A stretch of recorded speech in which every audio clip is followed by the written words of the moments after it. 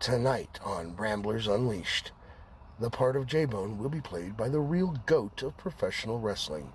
This man has held 58 world titles. Put some respect on his name. It's vacant. How sad is the Baron about Liv being injured? What are Dizzy's thoughts on Night of Champions? What has Max upset with the IWC this time? All of this and more next on Ramblers Unleashed. Hey everyone, J-Bone here. Guess what? Put the kids to bed because there's going to be a lot of naughty stuff happening on the show tonight. Fair warning, parental discretion is advised. The wrestling podcast that sets all other podcasts apart. Covering news from the world of WWE, AEW, TNA, and more. Your favorite weekly episodic podcast, Ramblers Unleashed, starts now. Well, it's been about a week since we've been on, but welcome back to it. It has been 2 weeks. No shit. Wow.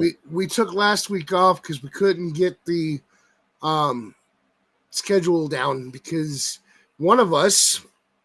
Wait. Thank you for filling in for him, Vacant. One of us couldn't be here last week on Tuesday night, and two of us had plans on Monday night. So we just decided to take a week off. And you know what?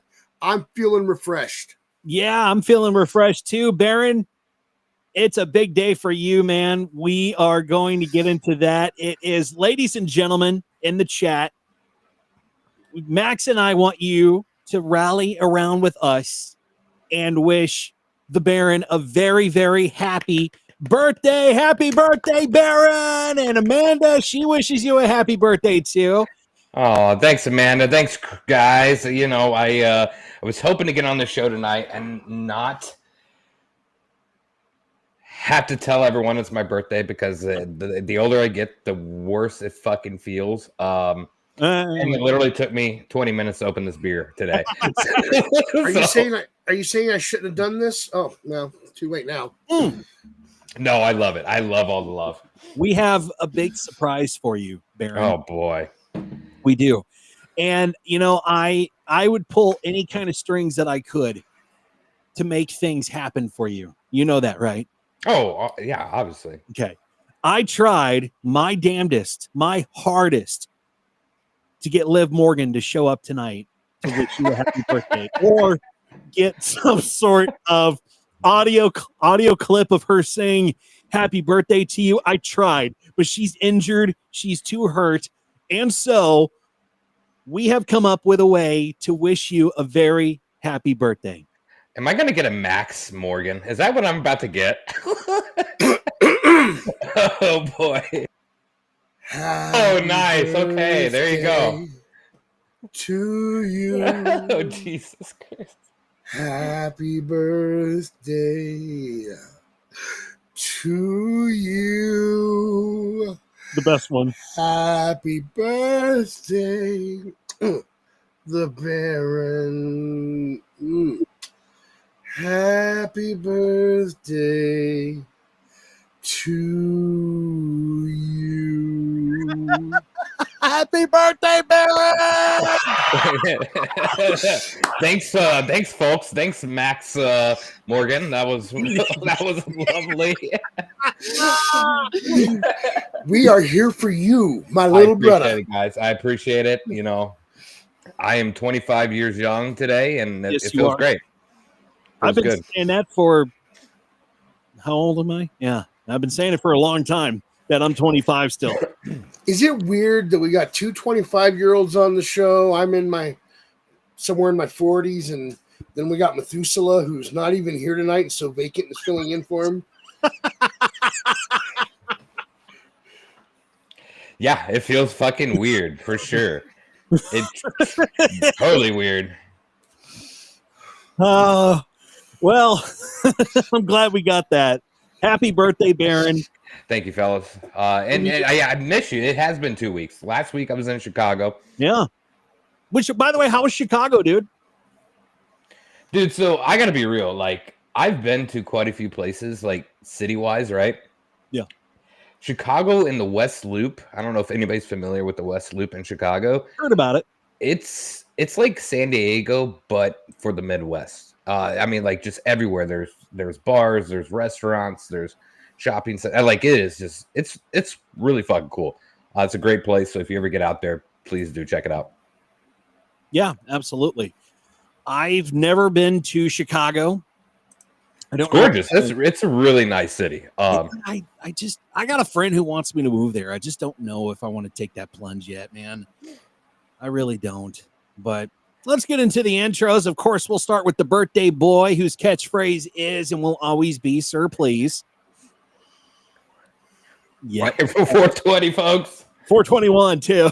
Yeah, 421. Man who gets higher than planes, hates AEW more than anyone that I know, and who used to hand feed Culvers to J-Bone. But we're not going to bring that up because it's his birthday.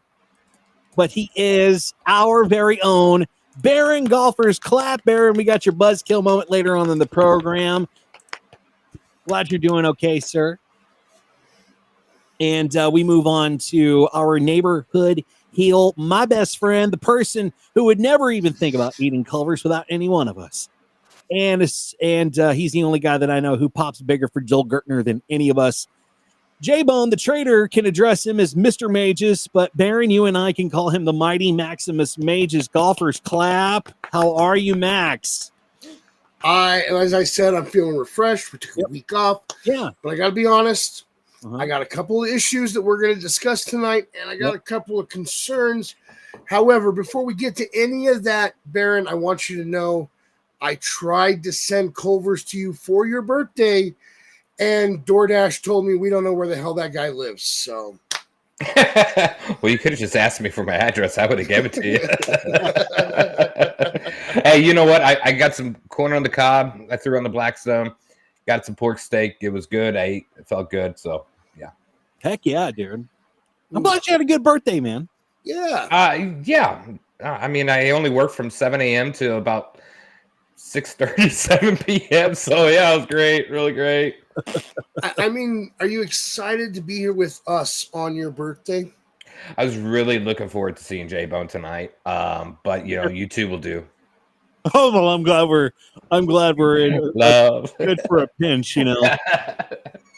You know, after my beautiful performance for you, that's the kind of respect you show. Oh, absolutely! After that performance, that is the respect I show. It was great, Max, and I loved every second of it. And the chat was buzzing throughout the entire time you were singing. They said, "Don't stop! Don't stop!" I want you to know. We discussed that a couple of hours ago, and I have been practicing in front of a mirror just for you. No, I appreciate it. It was lovely. I really do like it. Not in front of wait mirror. to go back on the replay. Not in front of mirror. We love him, but he wasn't there. I was in front of a mirror in the bathroom. Oh, God. Well, if you were talking about Mir from AEW, you would have had to go to WWE to go sing to him, but, you know. No, that's Miro. Oh, Miro. Oh, I know. I get it now. Yeah, Mir. And I want to say happy Rusev Day and happy the Baron Day. Yes, it is the Baron Day. Yes, absolutely. Now, before he gets over here and tries to forget about the most important part of my night. And that's exactly what I was going to say. Ladies and gentlemen, I'd like to first introduce the 5th member of the Ramblers Unleashed crew. Because without you, we'd just be a bunch of guys sitting here talking to each other on camera. And have you seen us? We don't want to talk to each other on camera. So, ladies and gentlemen, you, the chat, thank you. Give yourselves a round of applause. Round of applause to our wonderful, wonderful audience. Thank you so much for tuning in. And last, but definitely not least, because without this man, my best friend, we would not have an identity. We would not be Ramblers. Get your merch in the link below. Mm-hmm. We would just be 4 guys talking about wrestling every week. So, ladies and gentlemen, I want you to give it up for my best friend, the guy that puts the stories together, the guy that makes all of this possible. Ladies and gentlemen, give it up for Dizzy. Well, thank you very much. I appreciate that. Which, by the way, yes, get your merchandise below in the links in this video. And if it's not there, we'll put it in there later. But do it for the Baron. Damn it. It's his birthday today. Go buy something from us. Oh, you know what? That sounds like a great shirt idea. Get a shirt that says, "Do it for the Baron." Do it for the Baron. Okay. I love it. I love it. We have so much to talk about tonight, and the biggest story, of course, is Night of Champions. That is just Saturday. That's coming up on Saturday, and we don't know what's going to happen. Here's what we do know. It's still scheduled, but even the talent book for the trip hasn't received clear answers as global concerns continue to grow.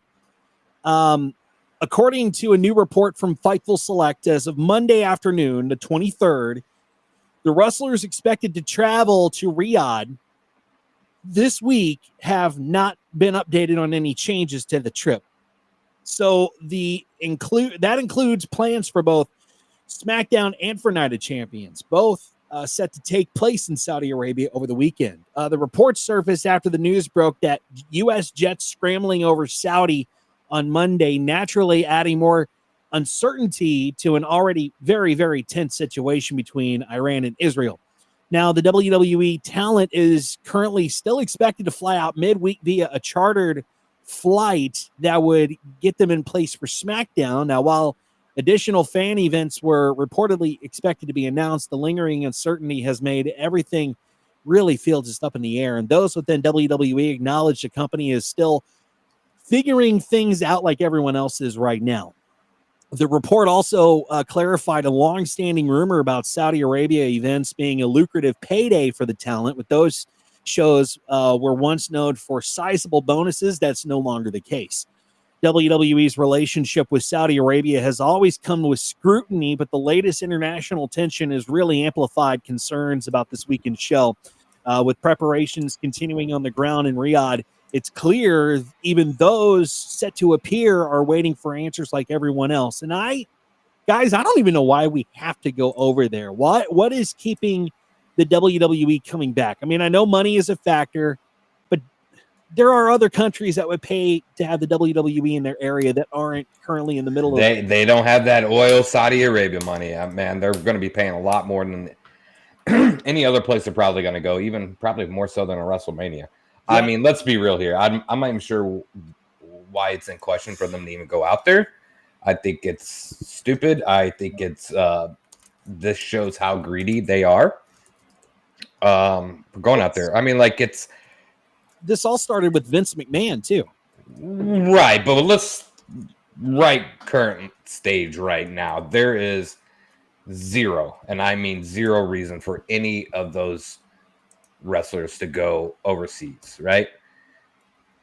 In the Middle East. Turn on the news. We won't get political here on this show, folks, but all you got to do is go see what's happening. And I think that's very selfish of them to continue without canceling this date for the safety of their wrestlers. I know it may be a little bit further away from where things are transpiring, but really technically it's not, right? So I think for the safety of everyone involved, and I'm pretty sure there's still people over there right now, production, that is stuck, right? Yeah. So, I mean, there's nothing that's fueling this other than money. And it's sad because not only do we have to worry about the wrestlers, but we have to worry about the fans too. We have to worry about the tension with Iran and Israel and how that would play into getting into of somebody getting pissed off enough to get into a big crowd and absolutely disrupt the show and turn it into a spectacle that nobody wants to see, Max. Is that real quick? Is that Saturday, right? That show's Saturday. This is Saturday, yeah. So 4 days away. Okay, I was gonna say it's about 4 days away, so a lot can change. And yes, it can. We're still going to predict it. Yeah, but a lot can change in just 4 days. So, Max, I mean, it's really kind of unsettling. I would feel like security would have to be really, really high for not only the wrestlers, but for the fans. I just don't think it's smart for them to put on this event with all this shit going on, man. I mean, look, I'll get more into this when we talk about the next story, but I have my own opinions about Saudi Arabia trips anyway that are completely unrelated to what's happening right now. But you have to put the safety and security of your people first. That being said, the other problem that we currently have is last I checked, even after the ceasefire that apparently didn't last was announced, Saudi Arabia still had their airspace closed. Qatar's airport is closed, which tells me that we have a problem. I mean, sure, WWE could probably work something out with the Saudi prince to get them allowed in, but I'm not so sure that's the right move. Yeah. I think that with the airspace closed, unless they open it between now and Saturday, or rather Wednesday, since apparently that's when everybody's flying out, unless we open that airspace out back up before that happens, why are we even considering this? At this point, yes, you got to be in contact with Saudi Arabia, but I'm pretty sure they're telling you, sure, we'll make an exception for you, but the airspace is actually going to be closed still. I know this is a hot button issue. I'm not trying to get into that side of it, but you got to take this stuff into consideration. You have to look at the situation as a whole. And we're not doing that. We are, I don't get me wrong, we are looking at it as a whole. We're looking at it as, is this even safe for them to be doing this? And we're trying to remove the political aspect from it because we're talking about wrestlers. And there was a suggestion made to me earlier tonight before I came on the show that if they can't fly in, the WWE will just find some locals, dress them up as the people scheduled to perform on Saturday and have them do the match. I'm okay with that. Let's not fly our people in. I think that the people that live over there are used to this. They're used to being bombed. We're not. We're not used to that, especially the wrestlers, the talent. What's the atmosphere going to be like? Are they going to be how could you go out there and be able to focus on a match knowing that anything can happen in that volatile moment? It's just Is that volatile? Volatile moment, yeah. Yeah, I don't know what volatile is, but I don't know got what your that back. is either. But I'm keeping you on your toes. You are. You really are. And I appreciate that. Yeah. And you know what? There is precedent for finding an alternative. It's not the first time that the WWE wrestlers haven't been able to fly somewhere. I mean, if you remember correctly, a couple of years ago, they had the volcano going off, and so flights got grounded and people couldn't come back to the U.S. from where they were. So the WWE had to improvise and do something different. I honestly think at this point we improvise. We do something different. I think that's what's best for business. I guess we'll know Saturday what's going to happen. I mean, it's just... I think we'll know by Friday because Friday's SmackDown and it's supposed to be over there. Yeah. And yes, Amanda, I do know what volatile means. I just got the word wrong. We know what volatile means. We don't know what volatile means. Yeah, I don't know what volatile is. It's the prehistoric creation of volatile. Okay. The prehistoric meaning. It's a T-Rex of volatile. Yeah, it's when you had to throw rocks at dinosaurs and hope to God they connected. Yeah. So they would. Anyway, just do not fucking go down there. I don't even know why it's in question anymore. They could find a stadium literally anywhere else in the world, right? Like, it's a very questionable situation that we've got going on, man. And I hear Tony Khan's not filling a stadium right now. Why don't we just take over whatever he's got this weekend? Yeah. I mean, I guess if you think about it, though, they really are kind of out of options here because they're not going to be able to, if they have to relocate from Saudi and do like a show in the States here, they're not going to be able to have any ticket sales, right? So their only option would technically be the full sale. Look, you could do some ticket sales if you announce now. Don't wait until later this week. The situation being what it is, you want to sell some tickets, find a venue right now, announce it, sell tickets right now. You can do that. Yeah. But if you wait until Saturday, you're not selling any tickets for this. Right. Sounds to me like they're going to be there. I kind of hope not, honestly. But let's stay on this topic because there's someone else that's calling out the WWE, and let's go to the desk of Max Magius, thanks to ringsidenews.com. And there's a great deal of uncertainty right now over Night of Champions taking place due to the tensions between Iran and the U.S. While WWE seems to be moving forward with the show, it appears that Jonathan Coachman has yet called out WWE again for not canceling it. Jonathan Coachman took to Twitter and talked about WWE moving forward with Night of Champions despite the current tensions involving Iran and Qatar. He says that it's absolutely crazy that they haven't canceled the show yet. In his view, it's just a wrestling event, while the situation in that region involves serious matters of life and death, not just in Iran, but the surrounding countries as well. Jonathan Coachman replied to a fan who asked why he went to Iraq with WWE if he thinks the current situation is too dangerous.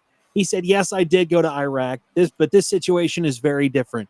He explained that some WWE staff who went early are now stuck in Qatar because Saudi airspace has been shut down. Coachman added that while the region has had conflicts before, it hasn't been like this. Things are much more serious now. And with all the problems in nearby countries and the U.S. Being seen as a main enemy, the risk is a lot higher. A fan argued that Iran wouldn't attack Saudi royal family attending the event, saying Riyadh is likely the safest place in the region. They claimed it would be a death sentence for Iran if they did, and that going to Riyadh is now safer than when WWE went to Iraq or Afghanistan during the active war zones for tribute to the troops. Now, Coachman responded by saying that airspace is already shut down, and he shared his own story about a wrestler, but he also said that someone would really feel safe just believing that Iran wouldn't attack. So he shared a story about flying in Afghanistan where their plane had to land into a sharp dive to avoid getting shot down. Coachman said it's frustrating when people who don't really understand the danger in the Middle East speak like they do. He reminded that everyone that this is just a wrestling show, not a mission to fight for your country, and people should take the risk more seriously. Now, Max, RingsideNews.com reported that WWE won't have a breach of contract with Saudi Arabia if they do decide to cancel the event. Currently, five staffers are stuck in the Doha airport in Qatar. So this is a really serious situation, Max. Is it worth it? This is a very serious situation. I honestly, here's the problem. Okay, let's say we do cancel it. We've got 5 people trapped at the airport. Because as far as I know, I think that's the number that they said. We already have 5 people trapped at the airport. We have however many other people are already in Riyadh setting up, who thankfully can move back and forth between the venue, the hotel, and food. So at least there's that for them. But what do you do about the ones stuck in the airport? And Coach, I want to point something out to you. WWE has a reputation that while we do all agree that they need to change the venue or cancel this PLE or reschedule or something, they have a reputation. They have never canceled a pay-per-view or PLE last minute for extreme circumstances like this. They didn't even stop the show when Owen Hart died. They did not. That was kind of more of a disgusting decision, in my opinion, though. Yeah. Not snow, nor sleet, nor hail has caused the WWE to go, you know what, we should cancel this pay-per-view this weekend. Although there is a very funny story about Owen calling people during a big blizzard in Kansas, and they're all at the hotel, and he's calling and going, yeah, this is so-and-so from the city, and we're just wondering, should we cancel Raw tomorrow night? And the people he was talking to are all going, I'm not in any kind of position to make a decision like that. Yes, but if you had to give your opinion, would you cancel the show for tomorrow night? Well, if it's not safe, we might have to. And apparently it took weeks for them to figure out Owen had pranked them. Sorry for the little side note. But they have a reputation. They've never canceled a PLE or pay-per-view last minute for any reason. But you're coming at this all wrong, Coach. You really are. Yes, we're being critical here, but you're taking it from the perspective of a guy that hates the people that used to be his bosses. And I think the real problem here is you're really upset that the 2 guys that bullied you and put you into a wall and spray painted their group's initials on your back end are the ones running things. I think that's where the overall problem with you comes in. And I can appreciate that you have an opinion, and you're welcome to it, and you're welcome to share it. However, even though we are kind of in agreement on this, you're becoming obsessed. You're starting to sound like Ryback before Ryback started to sound normal again, which I can't believe I just said that phrase. And that's the problem. You need to pull back just a little bit and take a bigger look at this, look at the bigger picture, Coach. That being said, yes, the WWE needs to do something different. We talked about this. I've stated this.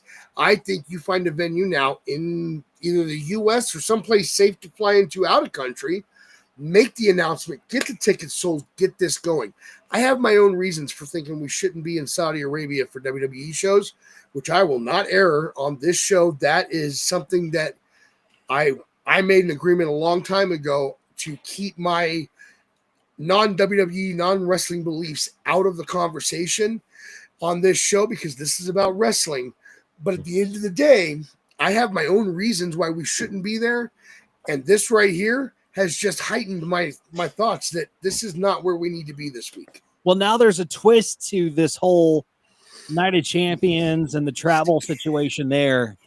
According to PW Insider, the reality is that the majority of WWE's crew has already been on the ground in Saudi Arabia for over a week. So setup for Night of Champions has been underway since at least the week of June 9th, with additional production staff arriving steadily since then. Despite all the hiccups, though, the company has not made any public statement on the status of Night of Champions. The sources confirmed that as of today, they set up at the venue is continuing on schedule, and preparations for the event are still active. So I'm just gonna assume that we are going to get a PLE on Saturday, which I don't agree with. We all know WWE has more than one ring. First off, you still have the one that's at Full Sail right now. You can easily move that out if you need to, but I'm pretty sure we have even more rings than that because, hey, we've done War Games and we didn't tear down Full Sail for it.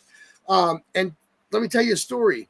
There was a time when, and this is the reason why he has so much respect backstage, Sheamus would show up early and help crew set up.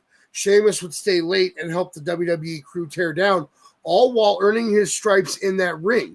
So you cannot tell me, not for 1 second, that just because you've got that many crew over there right now in Saudi Arabia that you cannot set up a show here in the U.S., get a ring put together, get chairs set up around it, and have a good show. You can't tell me that. You have Sheamus, who, by the way, I tweeted while we were talking. Mm-hmm. He has a tweet that says, it's to Miro, and it says, shut up.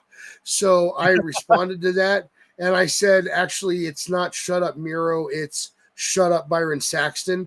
Hope this helps, just so that we're on the same page. But Sheamus is a workhorse, and I guarantee you, if you reach out to him, he brings all his buddies, including Rusev. Chad Gable's arm might be broken, but everybody else will be there if you ask them. Yeah, we're just going to have to keep an eye on what happens with this situation. Let's talk about some good news, though.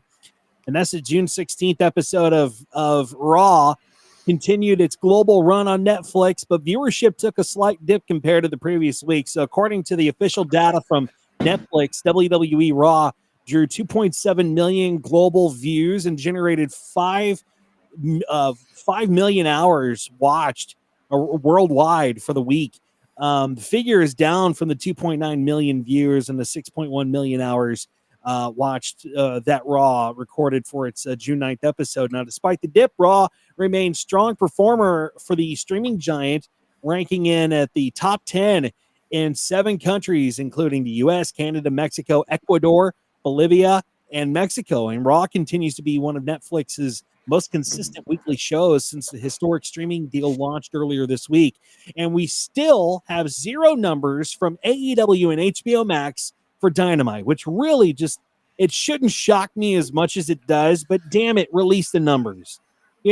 Just fucking release the numbers. Set my numbers free. But the show that did not have such a good rating, well, that was season 2 of LFG, and that makes me sad. The numbers are in for the premiere episode on A&E, and it's off to a slower start compared to its first season. According to Programming Insider, the June 22nd episode drew 114,000 overnight viewers with a 0.04 rating in the 18 to 49 demographic, which is not good. Noticeable dip from the series' previous episodes. The season 1 premiere of LFG, it aired February 16th, drew 160,000 viewers with a 0.05 key demo rating, while the season 1 finale pulled in 156,000 viewers. That was on May 18th with a 0.08 rating in the key demo. Now, outside of season 2, one episode that season 1 episodes that aired in alternate time slots, every other episode of the 16 episode first season outperformed season 2 debut, signaling a significant viewership decline for the show's return. I've been a big fan. I was a fan of it season 1. I watched it Sunday night. You have Michelle McCool on that. It's going to drop down to 1 viewer. You're going to be the last one watching, Dizzy. There is nothing that her opinion stands on any ground in my mind. That is an Undertaker fucking push to the limit. There's nothing that was exciting about her, nor would I take any of. I mean, like, as a wrestling person, I obviously she knows way more than us, right? But I would not take her advice about anything wrestling related because wow. Yeah, no. Wow. Max. And the ratings reflect that. Listen, I've got a curiosity here. You guys have brought me to this moment. Last season, we complained about Mickie James. This season, we're complaining about Michelle McCool. And by we, I mean the show, not me. I'm not. I just want to make that clear. If you're watching, Mark, it's not me. It's not me. All right. So listen, let me ask you this then. And you can't say Liv because she's busy. Who would you put in that seat then? I could name 50 women wrestlers in the world. Pick one. Pick one. Just pick one single. Are we retired or current? I don't care. Pick one. Because technically, Mickie James and Michelle McCool are not current active wrestlers for WWE. Trish. Okay. That's a fair answer. I'm okay with that. I seriously just wanted to hear a pick that you would be okay with because it seems like WWE's picks are not sitting well with you, and I want. Well, it's not sitting well with their ratings either. Clearly, I don't think it's Michelle McCool that is causing the ratings. I'm blaming her. I think it's a lot of other things too. I turned it on and turned it right off. So basically, what we're saying, WWE is, hey Trish, please come back and do LFG. What about Stacy Keibler? She's got legs. No, someone that can Mickie James is perfect. Who complained about Mickie James? There's a lot of people that complain about it. On this show, Matt? There were complaints on this show. I don't think I ever complained about Mickie James. It was me. He looked up. Oh, it looked at it was me. But she about her on this show. Yeah, I don't remember saying anything negative. Dizzy, do you agree then for Trish Stratus? Yeah, I think Trish would be a good replacement for Michelle McCool. I don't have a problem with Michelle McCool. I got problems. How about this one then? You got 99 problems, and Michelle McCool is definitely +1. How about this one then? Mighty Molly Holly. Oh my God, that'd be great, dude. That's what I'm saying. All right. So, quick shout out to WWE, and then I got to shout out someone else on this subject. WWE. What we're saying is you have the option of Trish, Lita, Molly Holly. You got a few choices. Consider those. Now, we were talking about Raw on Netflix and their ratings. I sent the boys a little video earlier. And so I want to give a shout out to the man who made more on a pole matches than anybody in the history of wrestling. The man who said the word bro more times than anybody in the history of wrestling in a single 2-hour documentary. Vince Russo. Hi. I don't normally acknowledge you. Normally I just kind of talk about you behind your back. But hey, Vince, let me ask you a question. Do you know how many programs are on WWE or on Netflix? Because it's a lot. There's a lot. And to consistently remain in the top 10 is quite a feat. So, yes, top 3 is even better. Don't get me wrong. But going from 3 to like 7 or 8, you really think Netflix wants to lose that show? It's still in the top 10. And even if it kind of dropped a little bit out of the top 10, they're still drawing more than most of Netflix's programming. I'm pretty sure Netflix is pretty happy with the numbers right now. But you know what, Vince? Why don't we do this? We will have a WWE on a poll match just for you, and we can decide whether Netflix gets to keep them or you get your wish and they find a loophole for them to get out. What do you say, Mr. Russo? You know where to find me. I know you worked with Revolution here in Colorado. Come find me. So hold on. Russo wants Netflix to drop the WWE. Oh, no. He thinks that there is a chance that they are going to because they dropped down to number 7 in the rankings. That's just silly. Oh, fuck. Come on. Then TBS needs to cancel AEW for their viewership. See, Mr. Russo, this man right here knew how to connect the dots. But thank you. Yeah. I mean, you've got, 10, 15 more Raws before you stop watching and telling us why we're wrong for enjoying it? That's cool. Stupid. Says the man that was part of the decline of WCW. Thank you. All right. You know why? It's because he put Hogan on a poll. Oh, that was dirty. Never mind. Forget I said that. He put Buff Bagwell's mom on a poll, Max. Everything went on a poll. That is speculation. Yeah, his reputation went up in the freaking smoke, bro. And I wish you know what? I still say put him and Cornette. I still say put him and Cornette in a freaking death match, like a death match. We're gonna be saying that the rest of the night, aren't we, bro? Bro. Oh no! Bro. I'd rather watch Vince Russo than Michelle McCool. Baron, you can get off here right now. Hold on. I knew that was a ruffle some feathers. I had to. I'm not sure they're comparable. One's an aging, out of touch booker who hasn't been relevant in a really long time. The other is is married to the Undertaker, and none of us want that smoke. Speaking of Booker, if he can get out of his chair with his busted knees, yeah, I mean. Speaking of Booker, can't walk anymore. He would kill Russo. Speaking of Bubba, he would kill Russo. No, well, maybe we want that. Maybe we want that. Just one episode. Let's. That will pull some ratings in. Just Michelle, take a day off, take a week off, and bring in Russo, and then that way, both Booker, The Undertaker, and Bubba Dudley can just have their way and show these LFG competitors how to do it. I'm going to extend an olive branch. Russo, first off, let me apologize for insulting your intelligence tonight. That was rude of me. Insulting your reputation. That was rude of me. I'll tell you what I'm going to do. I'm going to extend the olive branch, and I guarantee you that if you accept what I'm about to offer, the guys on the show are going to be like, oh, my God, how did Max pull that off? Oh, yeah, we're going to do that. You come on the show, you have a chat with me, and we will discuss what you think is wrong with WWE, and I'll tell you what's right about it. That's all you got to do. Reach out. We'll come on the show together, and we'll have a chat. Come on. Come be on Ramblers Unleashed and give us your opinion in person. Let's go. I'm down for that. I'm down for we would need some sort of moderator. So I guess I can't be a moderator. I don't think Cornette, I know I give you a lot of crap, but why don't you come on and be a moderator? Because I know when you and Russo have some issues, so you'll be better at moderating than I would. Yeah, let's bring Jim Courtney. Shit, let's bring everybody on. I love it. I love that idea. And you know what? While we're getting out their opinions, Mr. Ellsworth, I'd like to also invite you to join the show. I know that the lack of a chin makes it difficult for you to appear in public now. But we love you here. You come on too. We'll air your opinion. I'm okay with that. Sure. Let's air everybody's opinion. That's awesome. I love it.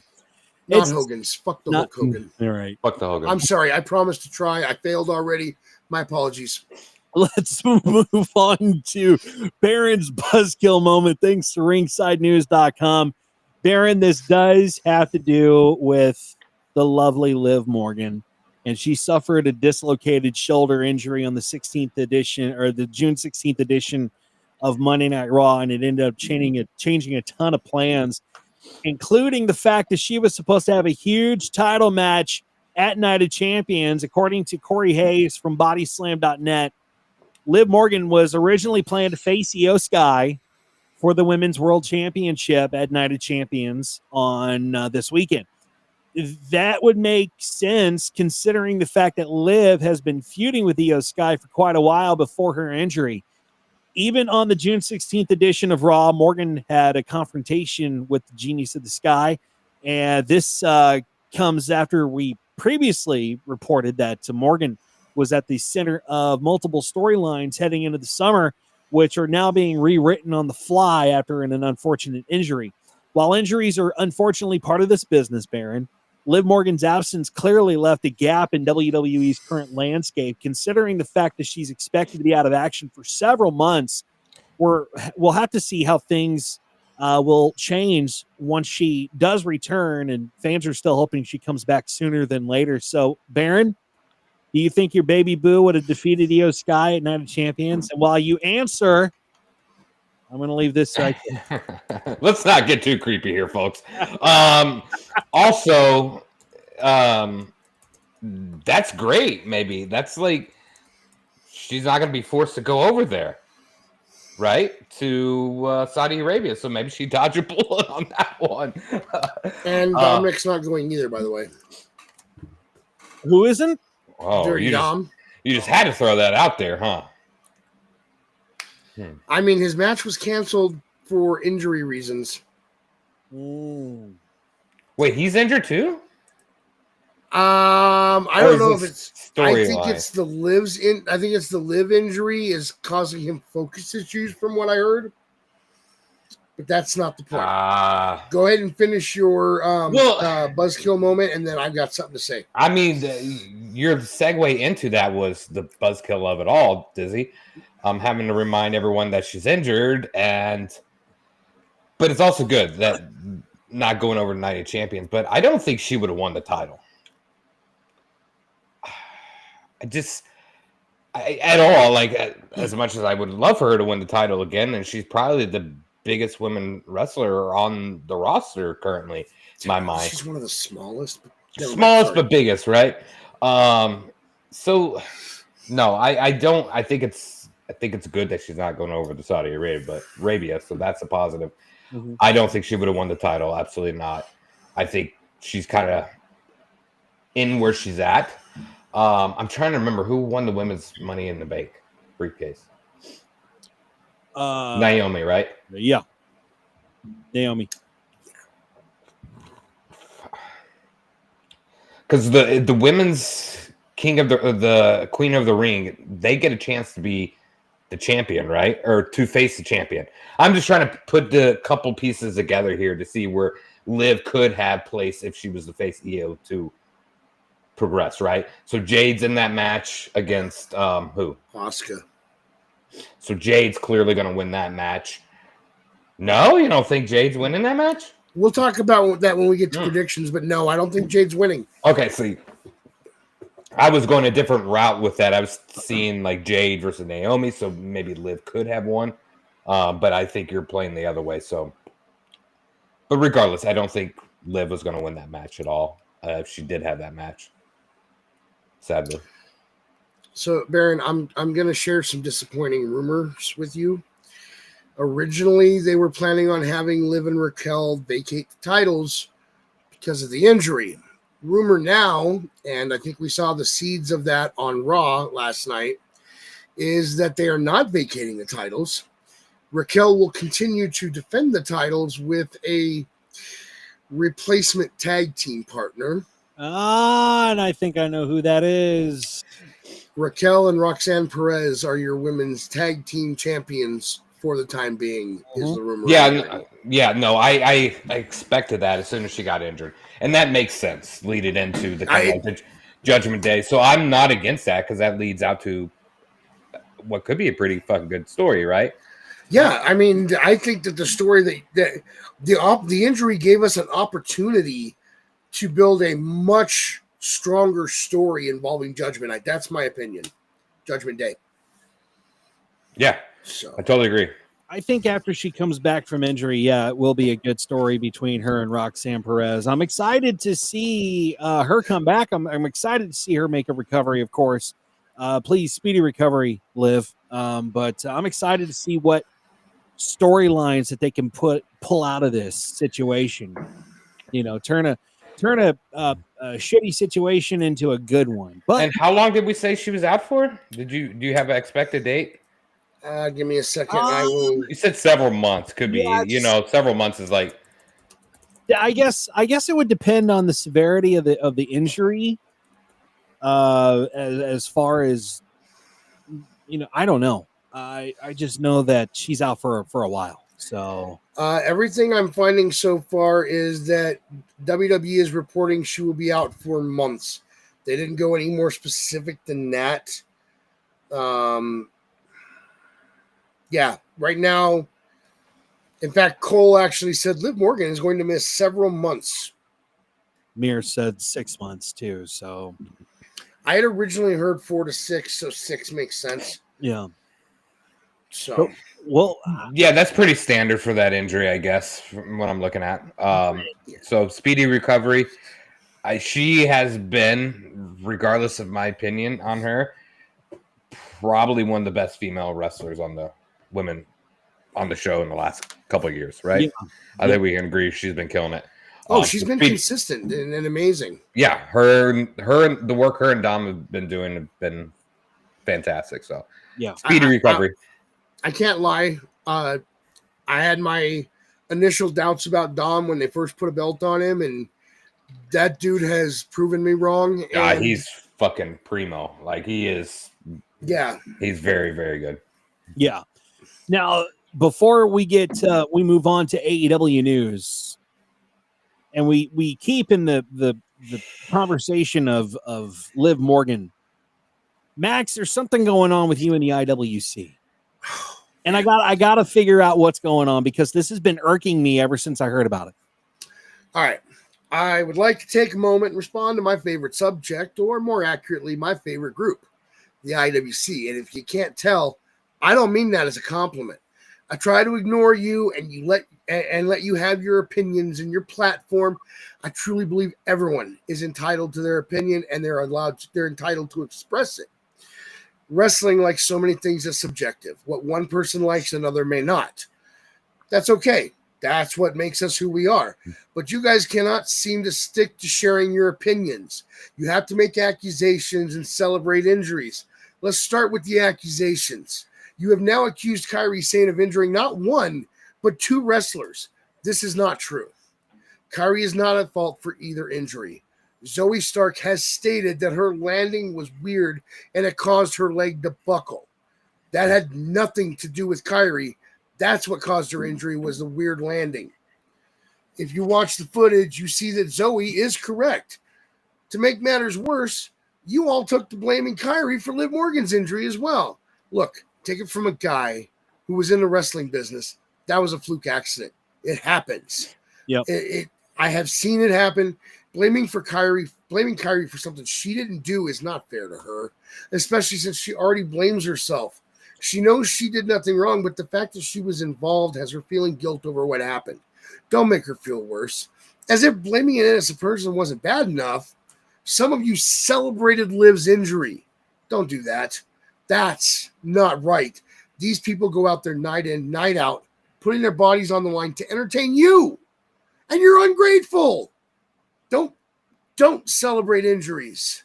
Your voices were so loud in celebration that Rhea Ripley felt compelled to speak out. Mm. If Liv makes you feel some kind of negative way with the things she says or the things she does, then she did her job as a heel. Mm-hmm. That doesn't mean celebrate her injury. In a nutshell, you are the kind of people that give pro wrestling fans a bad name. Be better. I completely agree. We're not here to celebrate injuries. We're not here to celebrate that type of shit. We're not here to celebrate hatred against wrestlers who are out there putting their lives and their bodies on the line. And pull up Rune Nation's comment real quick.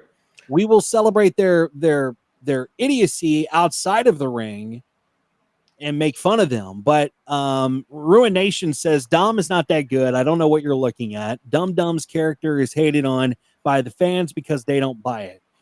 Yeah, I mean, that's your opinion. But they're chanting "Dirty Dom" throughout the entire match that he's always in. I think I want to remind Ruin that he wasn't this over. Like, he was never this over before he was a heel. He was actually booed. Like, people booed him. They didn't like him because they wanted him off TV. They wanted him out of the ring.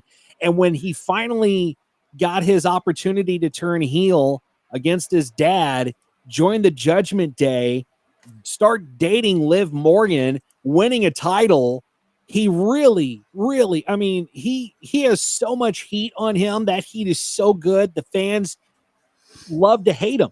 And that's what you need that's what you need as a heel. You need to love to hate a heel.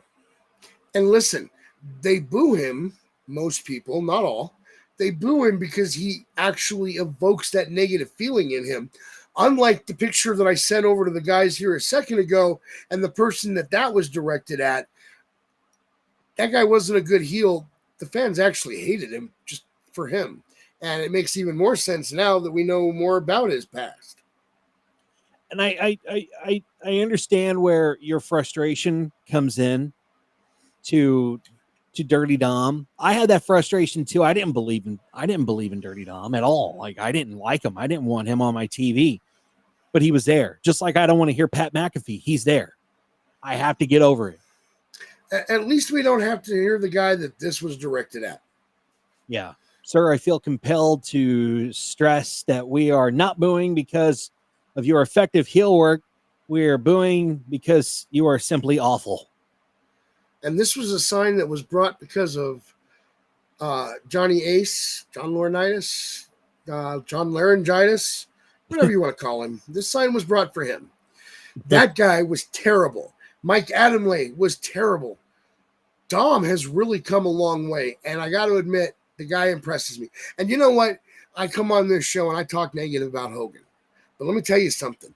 I cannot deny that man made advances in pro wrestling and has earned his spot as being respected for the things that he actually did in the ring, while I criticize him for the things he did not do in the ring, for the things that he did outside the ring. I don't like the man. I never will, but I have to admit, the man did some good. And just for the record, you were already a heel before I sent you pictures of Tyson's ass, just so we're on the same page. And if we're going to bring Hogan into this situation, we have to bring in our Disney, our Walt Disney, and that is Vince McMahon. For without him, without his father, we wouldn't have this. We wouldn't be here talking about pro wrestling. We wouldn't be here talking to you tonight and continuing the conversations that we do have on a weekly basis without Vince McMahon. As big of a piece of shit as Vince McMahon is, we wouldn't be here without him, and we wouldn't have the WWE without Vince. So thank you to your contributions, Vince. You're a dickhead, but thank you.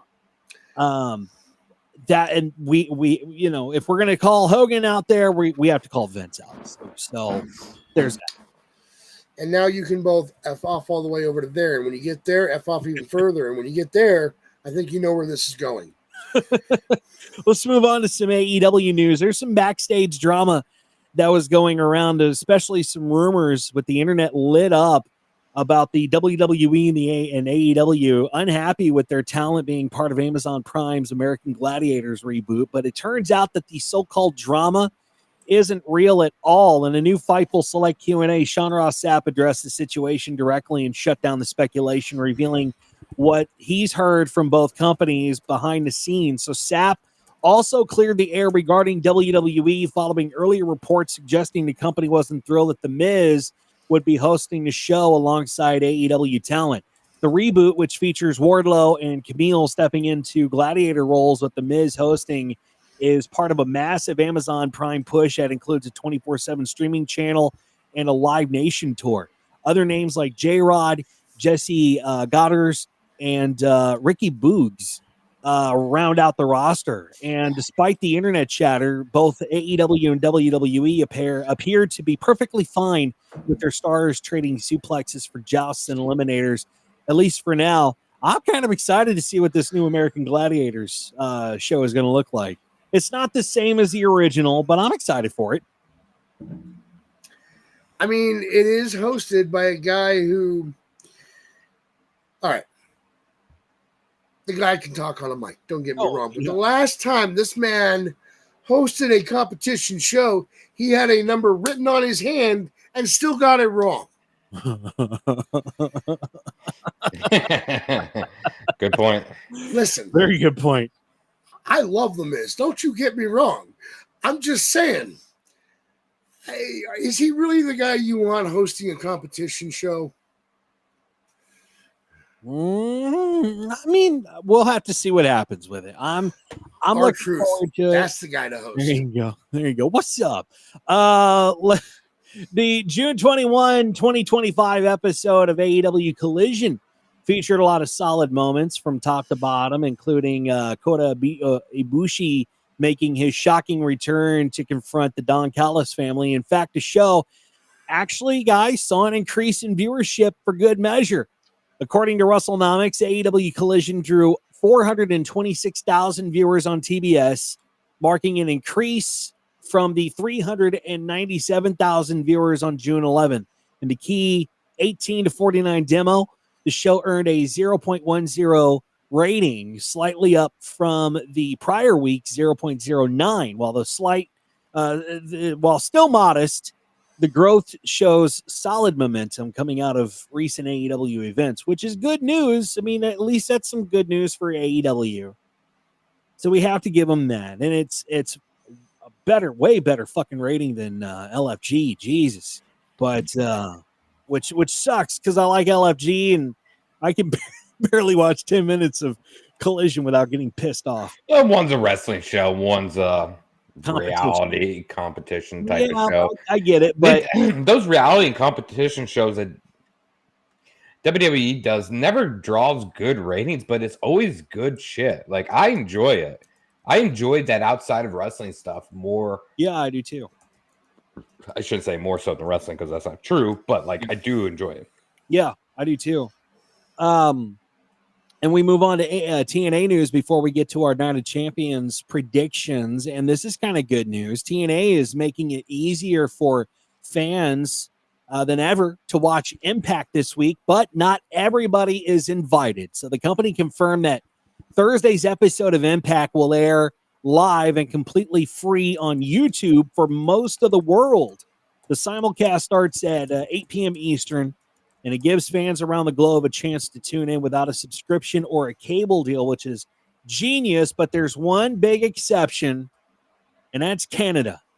TNA's existing deal with Sportsnet means the free YouTube stream won't be available there. Canadian fans will have to watch through the usual Sportsnet broadcast, but the move is part of TNA's latest push to get more eyes on Impact in recent weeks. Earlier this month, the company also announced that encore presentations of Impact will air Fridays at 6 p.m. EST with free 24-hour replays afterward, again, excluding Canada.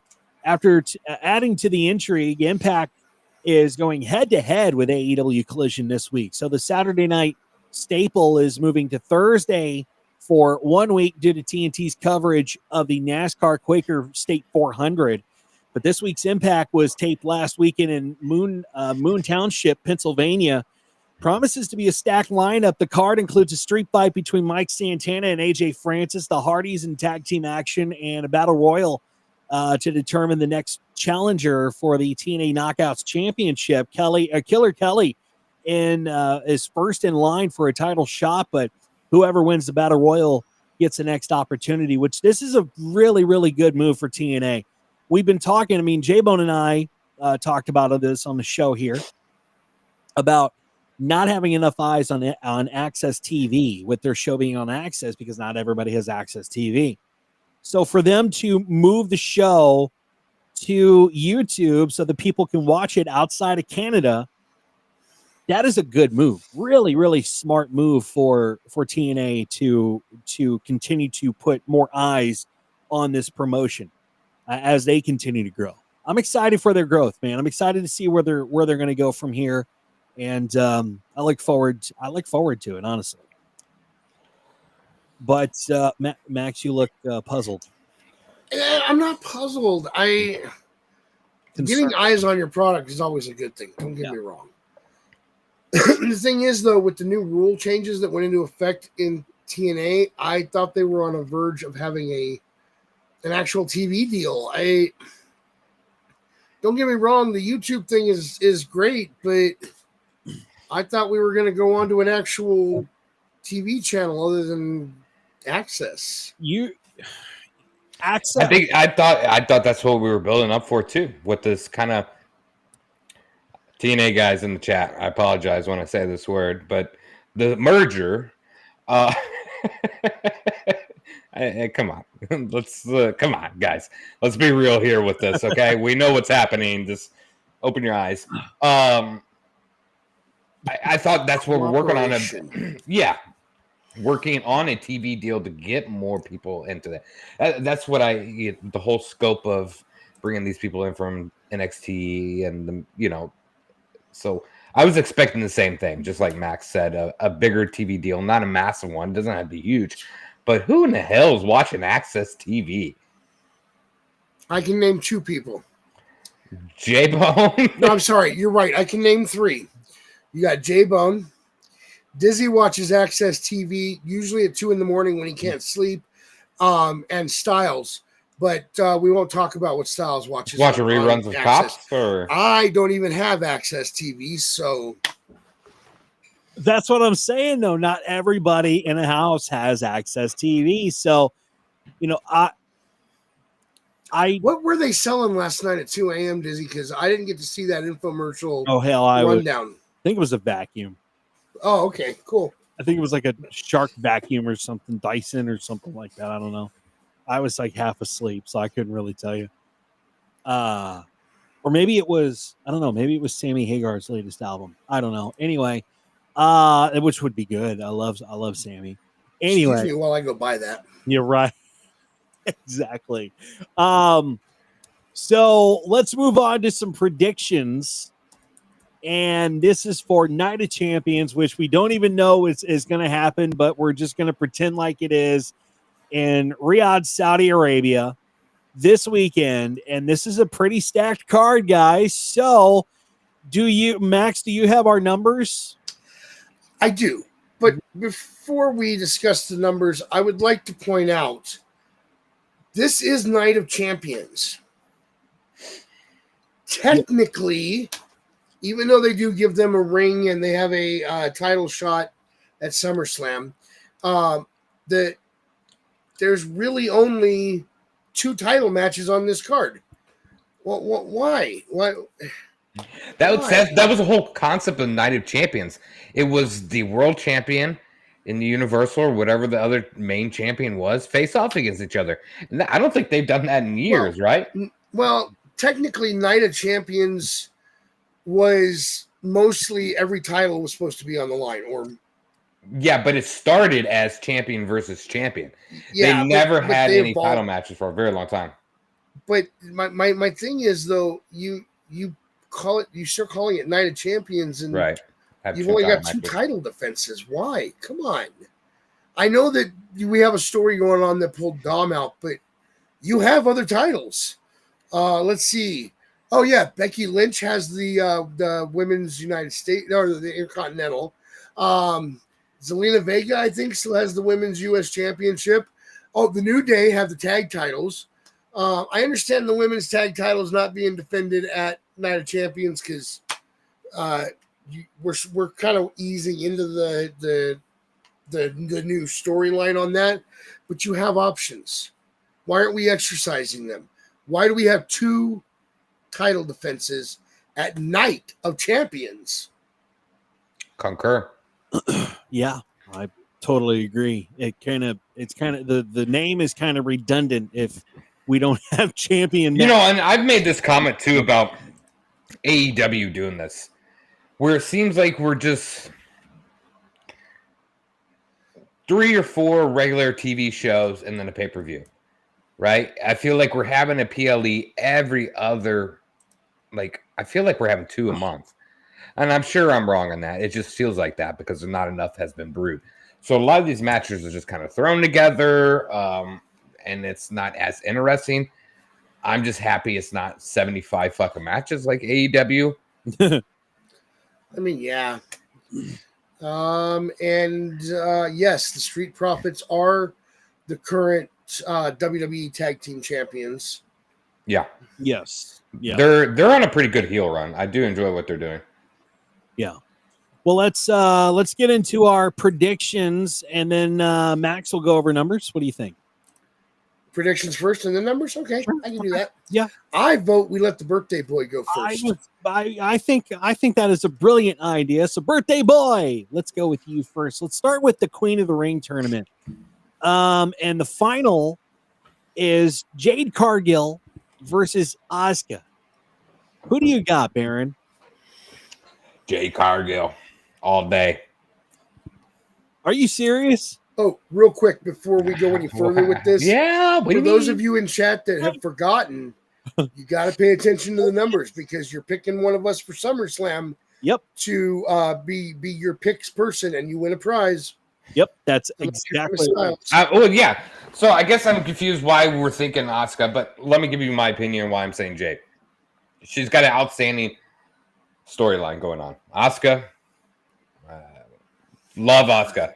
She's got a little something, not much covered because like Jade Cargill, and then who's her Money in the Bank? Naomi.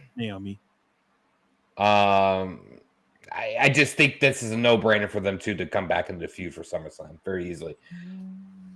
Okay. So Jade, yeah. All right. Randy Orton versus Cody Rhodes in the King of the Ring. I've thought about this, and I it has to be Cody Rhodes, right? I don't see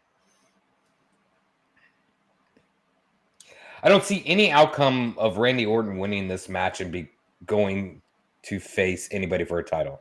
He already had a shot against John Cena at Backlash. Cody Rhodes is working his redemption on getting that title back. So what best way than to face off against clearly John Cena at SummerSlam? Cody. Okay. Sami Zayn versus Karrion Kross. And this is going to be interesting because I don't think I've ever seen Karrion Kross in the ring. And if I have, it's been a very, very long time. Dude, Sammy's going to fucking sell for this guy. They want to push Karrion to the moon. They just released a new t-shirt of him. He's getting a lot of backstage segments back. And I really think they're trying to push Karrion pretty hard down the throat.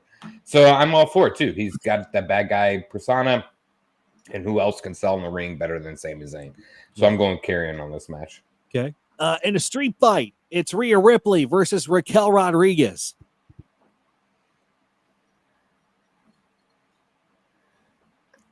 I'm not interested in this at all. I got to go with Rhea on this one. Okay. For the WWE United States Championship, it's Jacob Fatu versus Solo Sikoa.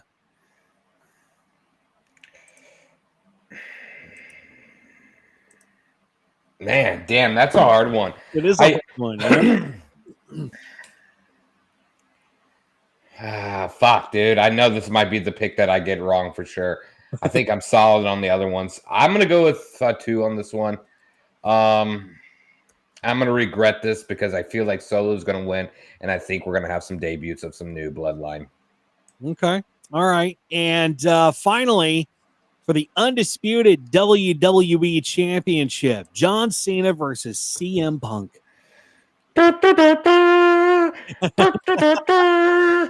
You can't see him. That man's carrying that title until Cody takes it away from him at SummerSlam. All right. Let's go with Max Magius, and you get your turn now, sir. Let's start with Randy Orton versus Cody Rhodes for the King of the Ring tournament. All right, so before I make my pick on this, let me point something out. It doesn't matter who wins this match. It doesn't matter who faces John Cena at SummerSlam or Gunther, depending on. No, they're both SmackDowns, so it's for John Cena's title no matter what, because that's the deal. You face your brand's champion. So the match will be one of these two versus Cena at SummerSlam. But here's the thing: Cena's not dropping the belt till the end of the year. The soonest you'll see him drop it is going to be at Survivor Series. So honestly, as much fun as it would be to have Cody win again, I don't see it happening. Or I don't see it mattering. I'm picking Cody, though. Okay. Okay. I meant mattering. Sorry. Yeah. Well, Queen of the Ring tournament. It's Asuka versus Jade Cargill. All right. So here's the thing, and this is something that I brought up earlier. I think, and I've been saying this all week, over the last several days, I think that we're getting Asuka versus Io at SummerSlam. There's a few things that lead me to believe this. First off, the fact that she made the finals and has the potential to go up against her former Damage Control teammate seems pretty obvious. But there was their confrontation. Io said, hey, wouldn't that be interesting if we faced off, being Damage Control teammates? And Asuka said, yeah, but we're not in Damage Control anymore. I think the WWE wants to give us Asuka versus Io Sky. Yeah. And I think that's where I think Asuka's winning this for that reason. And it's these little things that we really have to pay attention to. Just what you said, man. Let's go with Sami Zayn versus Karrion Kross. Oh man, I know what I think is going to happen. I know that it's a hard decision for me if I was just picking based on who I like, because I love these guys. I think they're both great.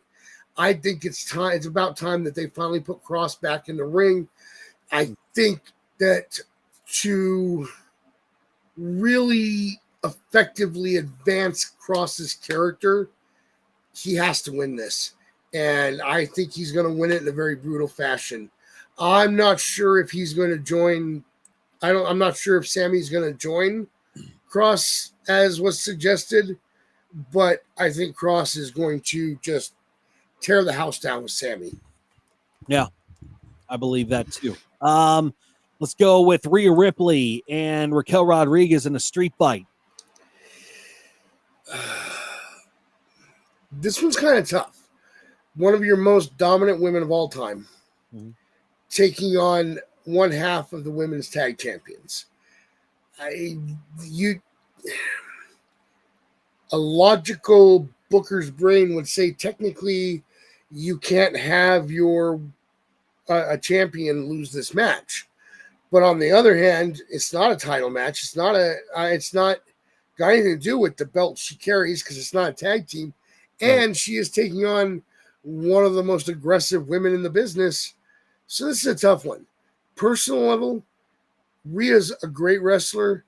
I think Raquel still has some work to do. I'm not really certain why they're pushing her so hard and have her with a belt. I love her the way she interacts with Liv, though. I think that's great. At the end of the day, I am pretty sure Rhea is going to tear it up. The only way Raquel gets the win on this is if Roxanne shows up and helps her get the win. I think that's why, and I think that's why she was paired with Liv, is so that Liv could carry her and teach her and show her, how to be a dominant heel and give her the belt so that they could continue working together. And now with Liv out of the picture, Raquel's kind of got to figure it out on her own. Yeah, it's one of those scenarios they're trying to paint like the old school Shawn Michaels and Diesel, when Diesel just came back around as the bodyguard. Right. Or came around, I feel like they're trying to do that with her. And I don't think Raquel has really connected with the fans. She hasn't connected for me. I think Roxanne might elevate her a little bit because I really do think Roxanne's going to do really good shit in WWE. But I really want to see Roxanne and Liv paired together as tag teams. Yeah. And let me be clear. I don't dislike Raquel. I just think, and you saw it last night when they were doing their unsanctioned brawl down at the ring. I just don't think Raquel is quite at a level that she needs to be, especially if she's one half the tag champs. That's my opinion. Yeah. I mean, it's going to be interesting to see this street fight and how Rhea and honestly, we're going to see Rhea carry Raquel throughout this whole fight, but it's going to be a good show. Let's move on to the singles match for the WWE United States Championship between Jacob Fatu and Solo Sikoa. Max, who you got? Listen, I maybe Solo ends up with a title at some point, but it's not this weekend in Saudi Arabia. They are too invested in Fatu as the champion right now. I just do not see him dropping it to Solo. Jacob Fatu will win and retain. Okay. We finally move on to the undisputed WWE Championship match between John Cena and CM Punk. Max. Listen, Punk, your time is coming. They're going to put a belt on you, but your time is not now. John Cena will be winning. He'll be retaining. John Cena is not dropping that title until probably Survivor Series. It depends on whether they end up scheduling something for December or not. Right now, there are a couple of possibilities on the agenda for December. That's Deadline and a Saturday night's main event. I'm expecting that main event to move to probably November. So if there is a December event, it's going to be Deadline. So right now, my guess would be Survivor Series when Cena drops it. I'm sorry, Punk. It's just not your time this weekend. I completely agree. All right, let's move on with my picks, and we go with Randy Orton versus Cody Rhodes, King of the Ring tournament final. It's not for a belt. I just don't see how Cody could lose this match. I really don't. So I'm going to go with Cody Rhodes to go over Randy Orton. Asuka versus Jade Cargill. I don't know, man. I'm kind of. I really do agree that I think something's coming with Asuka and Io Sky down the line. But right now, for a title, I don't think there's enough interest for Asuka in a title picture in any sense. I don't think there's any. I think Naomi and Jade's got some unfinished business to deal with, and I think it's going to be over a title. And I think Bianca's going to be in that picture as well. We definitely could see a triple threat between those three down the line. You know, I love Asuka, but damn it, I'm going to choose Jade Cargill. I'm going to go against my better judgment. Persuaded his ass. Wow, god damn. I should be a fucking lawyer. You did. Attorney or something. Sorry. You did, man. Yeah, no, and I get Max's point. I think it's I think really realistically his point makes more sense to be a safer route if we, for a normal occurrence, but I feel like we got to build something up for SummerSlam, right? Something deeper? Yeah. Listen, let me play devil's advocate for you for just a minute, because there is a certain logic in what you're suggesting. Here's how that could play out. Jade wins the Queen of the Ring tournament. That means that she's got the title shot at SummerSlam. Right now, that means she's facing Tiffany Stratton. I don't expect that to change between now and SummerSlam, so that would make it Jade versus Tiffany. Naomi comes out, decides during the match to cash in, but they fight each other and cost themselves the match, and Tiffany retains. That's the only way I see this playing out if you have Jade win. Now, what does that set up? At some point, you have these two face off. Maybe you even have them captain the Survivor Series War Games teams. I don't know. I'm not suggesting that as a great idea, just as a possibility. But either way, you have them face off. Maybe Bianca is the special guest referee. Maybe she's part of the match. I don't know. But that's the only way this plays out if Jade goes in there. But Asuka versus Io, I think the WWE is chomping at the bits to put two former Damage Control people against each other at SummerSlam for the title. Yeah, I totally agree. Totally agree. So my pick is Jade Cargill for the Queen of the Ring. Sami Zayn versus Karrion Kross. I agree with Baron. And I think Max, you predicted this too. I think they're pushing Karrion to the moon, and I'm thinking that Sammy is going to sell the hell out of whatever Karrion has to put out to him. So yeah, I'm going to go with Karrion Kross for that Sammy is one of the best. I mean, Dolph Ziggler might have been better, but Sammy is one of the best sellers in the business. Yeah. They put him in a match where all he had to do was survive for X amount of time against Braun Strowman. Mm-hmm. And that dude sold the hell out of that match. Yes, he did. Yeah. So yeah, I'm going with Karrion Kross for the win there.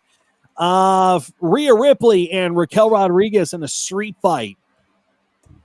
Like I said, I know that Raquel has a title. I don't know why they would. I know that normally folks with titles don't lose. Since it's not for the title, though, and it's just a regular street fight, I'm going with Rhea Ripley for the win there. As far as titles go, though, we move on to Jacob Fatu versus Solo Sikoa for the United States Championship, and I do see Jacob Fatu retaining over Solo Sikoa. I just don't see them putting a title on Solo right now because what's he doing? He's just not doing anything for me. And finally, the undisputed WWE Championship match between John Cena and CM Punk. It's Cena's retirement tour. He's not going to drop. They're not going to drop the title to CM Punk. As much as I want to see Punk get another title reign, that's not going to happen. And Saudi, not going to happen. So I'm going to go with John Cena for the win there. And if you paid attention to any of our picks for Night of Champions, you need to keep that in the back of your mind, which Rambler you're going to choose when it comes to SummerSlam, because we're getting closer and closer and closer to SummerSlam. Who are you going to pick? Because whatever Rambler has the better predictions, you are definitely going to get some Ramblers Unleashed merchandise with just by simply choosing whichever Rambler you decide to go with. Let us know in the comments in the chat who you want to go with when it comes to SummerSlam.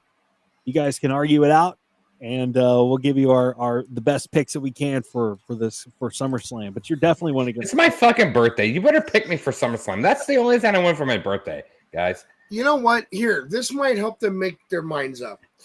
These are our numbers from Mania through Money in the Bank.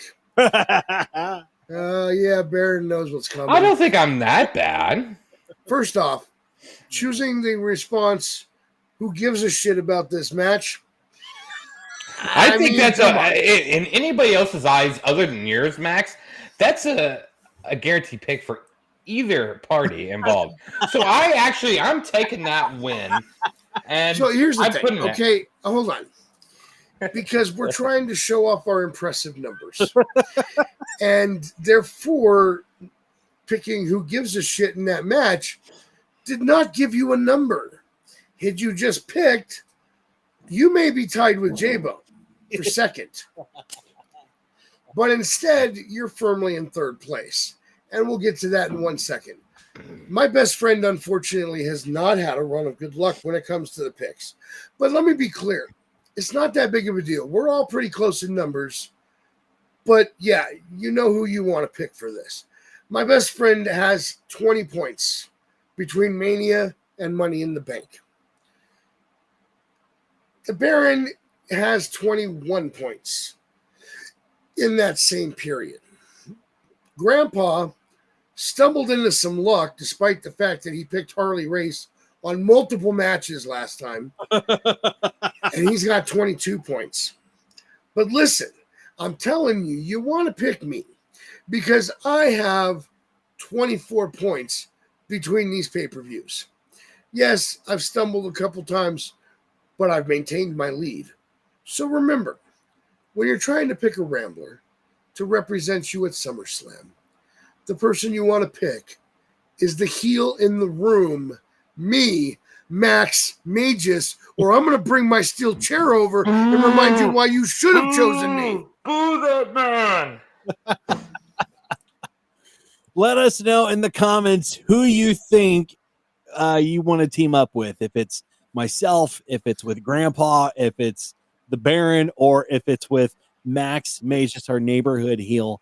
Let us know who you think you want to team up with, and you might win yourself some Ramblers Unleashed merchandise. I didn't know we could bring weapons into this, man. If so, I got to go find a chair or something. Hey, listen, my weapons are for those that don't choose me. Well, yeah. Not for you guys. I'm not coming after you guys. I already know I've got the best picks in the game. Unless it's J-Bone, right? If it's J-Bone and a TNA event, I don't watch the weekly show enough to be caught up enough to go, oh, yeah, this is what's going to happen, like that man does, all right? That man is not quite as good at WWE picks as I am. So let's just get that right out there. J-Bone's picks. Wow. Okay. Well, let's go over J-Bone's picks before we sign off for the night. For Randy Orton and Cody Rhodes, J-Bone picked Cody. For Asuka and Jade Cargill, he picked Asuka. For Sami Zayn and Karrion Kross, he picked Karrion. Rhea Ripley and Raquel Rodriguez in the street fight, he picked Raquel to win. He picked bozo. I know. He picked Jacob Batu to retain his WWE U.S. Championship over Solo Sikoa. And when it comes to John Cena and CM Punk for the undisputed WWE Championship, at least he picked John Cena, which is good. And then Mama Benjamin. I don't know who the hell Mama Benjamin is. Who? You don't know who Mama Benjamin is? Do you not remember when Shelton Benjamin would come out and be, somebody better call my mama. Oh, my God, yeah. Oh, God, I forgot about her. Jesus Christ. Oh. leave it to J-Bone to remind us of that shit. Good. J-Bone, I miss you, bud. Bring your ass back next week. I recall. He wishes you a happy birthday, by the way. Thanks, J-Bone, even though you didn't say that. I'm trying to make him sound good. He's a piece of shit. He's your best friend. He's a piece of shit best friend. Love you, J-Bone. Max, you're dealing with numbers again or what? No, I could have sworn I saw an article a few months ago that said that the woman that played Shelton Benjamin's mama on WWE programming had passed away. Oh. But then I come over here and I look it up and I find that Thea Vidal, who apparently played his mama, is still alive and well. Yeah. Well, that's interesting. And that is going to wrap up the show for this week. It was good to get back here after 2 weeks of being off, man. It didn't even feel like 2 weeks off. But we are back, and we're going to bring you more consistent content every Tuesday. After NXT goes off the air, you got us right here on youtube.com/Ramblers Unleashed. If you haven't done so yet, please hit the subscribe button, hit the bell icon, like the video. That tells YouTube that you like what we're doing and recommends our video to more people, which, before we get out of here, Baron, again, happiest of birthdays, buddy. It's almost over, fellas. I only got 1 more hour. well, you have until midnight. It's okay. Oh, it's 10:50. It's all right. 1 more hour? Yeah, 1 more hour. Yeah. I didn't even realize it was that freaking late, man. So with that being said, let's go ahead and Baron, tell the folks how you can. You guys can find me on the Twitter, X, whatever we're calling it these days, at Scumbag Jordan with 3 N's, and hit me up on there and say wish me happy birthday or something. Yeah, might throw you some weed.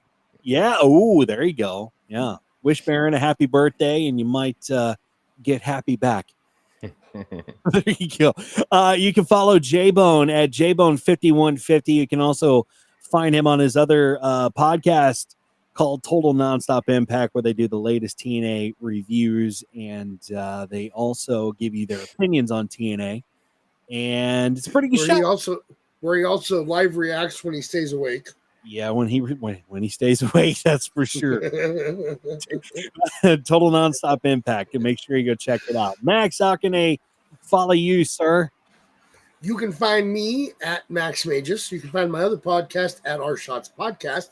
You can listen to that anywhere you get your podcast from, or you can go to the website, random-shots.net. Also, any complaints you have, please remember that those all go to at The Activated Styles with an 8. Thank you for listening. There you go. And you can follow the show on X at The Ramblers Pod. You can find us on Facebook, Ramblers Unleashed, and please consider hitting the subscribe button, hit the bell icon, hit the like button that tells YouTube that you like what we're doing and recommends our videos to more people. Enjoy Night of Champions, enjoy wrestling, and I hope we can enjoy Night of Champions. And dude, like, okay, let's give a rating real quick. What are the odds of this happening? Like, I guess we can't really give a rating. For Night of Champions, I say if this happens, we go live after the show and just bash the fuck out of it for how stupid they are. And go on a whole rant of how they are nothing but greedy, fucking money-hungry bastards if they go through with this show. Let's do that. Yeah, a small problem with me going live right after the show on Saturday. I am not watching it until, because it's on at noon my time. Noon your time, 11 a.m. my time. Yeah. Holy shit. Okay, yeah. I forgot. So I am not watching it until Rowdy gets home from work, which means I will not be in the messenger chat with you guys as you're spoiling things. Yeah. Well, we'll figure out when we're gonna go live. If we even do, I don't know. Because I'm not, like I said, I'm not gonna boycott it. I'm gonna watch it because I want to see if my predictions are right. I'm just really, really concerned of this whole situation. I think it's really a stupid idea that they're even going through. Yeah, shelf it or move it somewhere else, man. You know, and set it for a different time. Because at this point, storylines be damned. This Night of Champions is just a show for that royal family over in Saudi. That's all this whole PLE is for. We are not getting Max started on that. It's not about anybody else but that royal family, whoever the fuck they are. It's all about them. Nobody else is. Yeah. Yeah, I mean, who do you blame? The royal family worth trillions and trillions of dollars, or the people that have succumbed into the taking of money of trillions? I blame Vince McMahon for starting all this. Yeah, no, I agree too. But we got to blame TKO because they do the same exact thing. Well, that is their thing. I think TKO just picked up the ball where Vince McMahon left it and said, "Oh yeah, we'll go ahead and just continue doing." No, it's contracted. UFC is part of Saudi Arabia prior to WWE ever being involved. Oh, I did not know that. Yeah, they go do events over there all the time. Did not know. Listen, I'd like to talk about something happier for a minute, because we jokingly talked about maybe Sammy Hagar has a new album Max can buy, and it turns out he did release an album in 2024. He actually released 2 in 2023 as well. But in 2024, Sammy released an album called Rolling Down. So I'm thinking tomorrow night after I get paid, I'm jumping on someplace and buying the album. There you go. There you go. It's a good record. But anyway, that is we'll have to talk about the fallout of Night of Champions for sure. It might be Tuesday.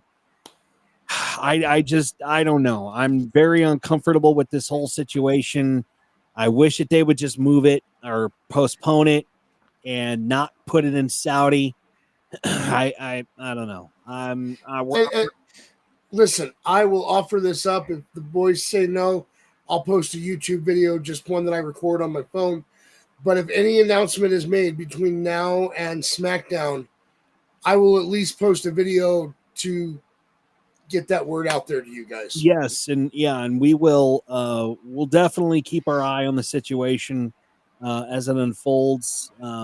We hope everybody stays safe if they're in Saudi, and we definitely hope the conflict gets sorted out soon.